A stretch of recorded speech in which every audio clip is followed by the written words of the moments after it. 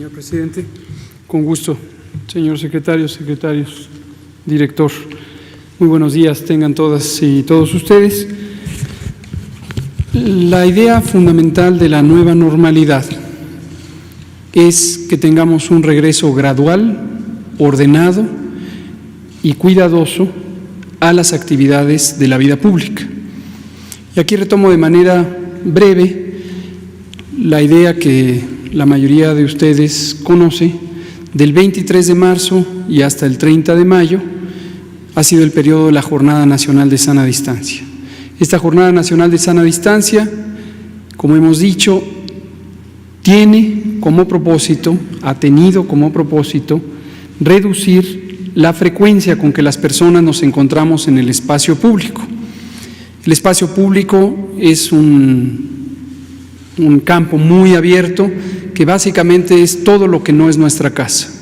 Salimos a la calle, tomamos el transporte público, llegamos al trabajo, vamos a la escuela de los hijos o la propia, vamos a comprar alimentos, acudimos a un parque público. Cualquiera de estas situaciones es el espacio público. Las playas, los jardines, los campos. Y en ese espacio público pasamos una cantidad muy sustancial del tiempo junto con otras personas. En casa hay familias más extensas, hay familias más pequeñas, pero en casa estamos en contacto con pocas personas. En el espacio público solemos estar en contacto con muchas personas. Entonces, la Jornada Nacional de Sana Distancia, ese fue el propósito, que al no estar abiertos los espacios públicos de trabajo, de educación y de recreación, se disminuye el contacto entre personas. Queda claro que cuando decimos recreación es un conjunto muy amplio y muy diverso de actividades sociales, culturales y de otro tipo. Entonces, es muy importante tener en cuenta cómo funcionó y por qué funcionó la Jornada Nacional de Sana Distancia para entender lo que significa ahora la nueva normalidad. Al reducir la movilidad en el espacio público, como hemos comentado y hemos mostrado con base en los datos, logramos reducir hasta 81% el punto máximo de casos que se hubieran presentado en la Ciudad de México, que ha sido el elemento más ilustrativo de la epidemia, porque en la Ciudad de México y el Valle de México en general se presenta la mitad de los casos de esta epidemia. Es muy importante tener claro que la epidemia sigue, la epidemia no ha concluido y, como hemos dicho repetidamente, la epidemia le faltan todavía varias semanas. La epidemia de COVID en México todavía tiene que completar varios ciclos de transmisión en distintas partes del país. Hemos usado repetidamente la curva epidémica del Valle de México porque es donde está la mayor cantidad de casos. Ahí fue donde dijimos el pico máximo se dará entre el 6 y 8 de mayo y posteriormente empezará a descender, cosa que ha ocurrido, pero no debe nadie confundirse con que la epidemia en el conjunto del país haya llegado a su pico máximo y esté en descenso. No es el caso, no es el caso. ¿Qué quiere decir la nueva normalidad? Le llamamos nueva porque las actitudes, los comportamientos que tenemos que tener respecto a la prevención y específicamente a una serie de medidas de higiene en nuestra persona y con respecto a otras personas son elementos que no se pueden quitar y muy probablemente no deberemos quitar en muchos años, porque nos permitirán convivir con este nuevo virus, no solo en México, sino en todo el mundo, en la medida en que esta pandemia durará todavía un número indeterminado de meses, pero seguramente muchos, en todo el mundo. Cuando terminen los ciclos de transmisión en México, seguirá habiendo transmisión en otras partes del mundo. Y en todo momento hay riesgo de que haya un reingreso. Por eso es nueva, porque tenemos que cambiar con respecto a lo que hacíamos antes de que empezara la epidemia. Pero también le llamamos normalidad porque la vida pública no se puede suspender. La vida pública, trabajar, estudiar, socializar, tiene que continuar porque si no continúa, existirían graves afectaciones a el bienestar de las personas. Como hemos señalado repetidamente, la mitad de la población de México vive al día en términos económicos. Tiene que salir a tener sus ocupaciones para conseguir el ingreso y con ello el alimento y los bienes básicos para la persona y la familia.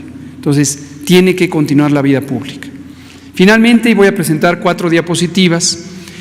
Para lograr el regreso ordenado a estas actividades, hemos considerado todos los aspectos de la vida pública de manera específica.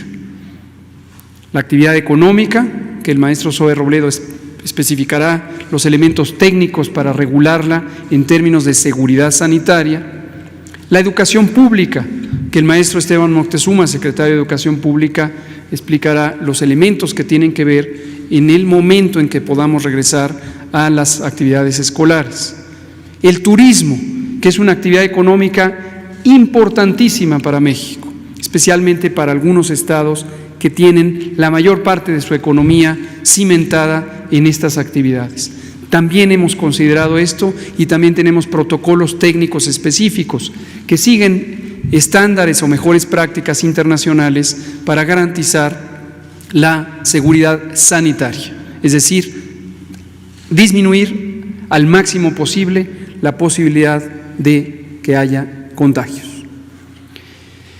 No perdamos de vista, y digámoslo siempre con claridad, tengámoslo muy claro, que en México y en el mundo entero, en cada uno de los países del mundo, esta experiencia de retorno a la nueva normalidad es nueva. Es nueva porque el virus SARS-CoV-2 causante de COVID es nuevo para los humanos. Es nuevo. Entonces, en todo momento, ciertamente existe el riesgo, la posibilidad de que haya un repunte de la epidemia en un sitio que se empiece a abrir. Por eso es muy importante la cooperación de todas y todos los miembros de la sociedad, todas las personas, todas las organizaciones, todas las instituciones, todas las corporaciones, las empresas, para tener un regreso ordenado, escalonado y bien monitoreado. Presento el semáforo, lo que significa el semáforo. El semáforo es un indicador de los niveles de riesgo. Funciona como un semáforo de tránsito en el que hay grados que se representan por colores. Noten desde luego que tiene 4 y no 3 colores como el semáforo de tránsito al que estamos acostumbrados. Verde significa bajo riesgo, rojo significa el más alto riesgo y el amarillo y el naranja significan puntos intermedios del riesgo. Riesgo medio, riesgo alto, riesgo extremo, hasta llegar al rojo. Lo que se ve en la diapositiva es un diagrama, no son datos, son un diagrama de una curva epidémica que podría presentar todas y cada una de las entidades federativas, los 32 estados, podrían presentar ciudades y zonas metropolitanas. Y como en este momento la mayoría está familiarizada y familiarizado con la curva epidémica, pero reitero que es una gráfica que representa cómo van cambiando el número de casos con respecto al tiempo. Entonces, entre más sube la gráfica, entre más alta es esta figura que parece una montaña, quiere decir que hay más casos. Entre menos alta es, quiere decir que hay menos casos. Y de izquierda a derecha se puede ver cómo va cambiando en el tiempo. Noten ustedes que en todo momento, en las zonas bajas de esta curva, existen pocos casos y otros eventos importantes que ahorita señalaré para evaluar la intensidad de la epidemia, y está en verde. Y luego, conforme empezamos a subir, pasa amarillo, pasa naranja, pasa rojo, toda la zona de alta transmisión, de alta intensidad, de alta frecuencia de casos es roja, y luego empieza a descender. Esto va a ocurrir en todos los estados, a su tiempo. En algunos ya empezó a ocurrir. Cancún, por ejemplo, que es la ciudad más representativa del estado de Quintana Roo, ya pasó por esta curva, ya está en una zona de declive, todavía no está en la zona de mayor seguridad, pero ya está en una zona de declive y en pocas semanas seguramente empezará a cambiar de colores hasta llegar al verde. En la siguiente diapositiva, hemos clasificado las actividades sociales y económicas en 4 categorías que dependen de 2 situaciones. La primera es cuál es el valor social de estas actividades, y valor social lo entendemos como que genera desarrollo, genera bienestar, porque se produce una economía que da ingreso a familias, da ingreso a personas, y estas son particularmente importantes cuando ese ingreso se distribuye entre numerosas familias, a diferencia de actividades que generan ingresos, pero están concentrados en pocas familias. Son más valiosas las que distribuyen en este sentido. 2 niveles, arriba alto, abajo bajo, en términos del valor social. Y de izquierda a derecha, el número de personas que participan en cada una de estas actividades económicas. Pocas personas, muchas personas, y por supuesto se pueden estimar y contabilizar. Pero para simplificarlo hay 4 categorías: alto y bajo en valor social, alto y bajo en número de personas. Y esto nos da estas 4 situaciones que califican a cada actividad económica. ¿Por qué lo decimos ahorita? Porque iremos anunciando progresivamente qué actividades van a abrir.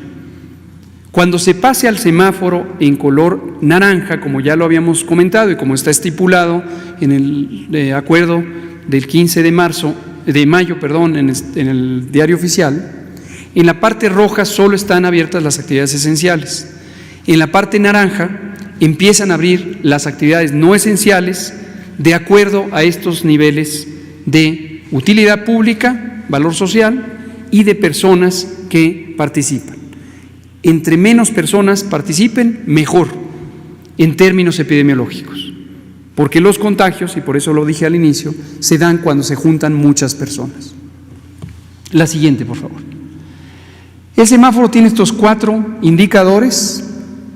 Hay unos elementos técnicos muy específicos que ya iremos explicando en las conferencias de la noche de cómo lo evaluamos, pero son estas 4 ideas: cómo va ocurriendo los casos, cómo van ocurriendo las hospitalizaciones, es decir, cómo cambia la curva epidémica, qué porcentaje de ocupación hospitalaria existe en el momento y cómo se van detectando nuevos casos. Conforme se detectan más casos, la epidemia está más activa. La siguiente. Finalmente, el mapa. El resultado de este semáforo se representa en un mapa, y en este mapa se ve cómo están los estados en un momento del tiempo. Esta evaluación se hizo el 28 de mayo, es la más actualizada, es la que entra en vigor el lunes 1 de junio. Este es el estado en que estamos respecto al riesgo epidémico. Y aquí termino con este elemento.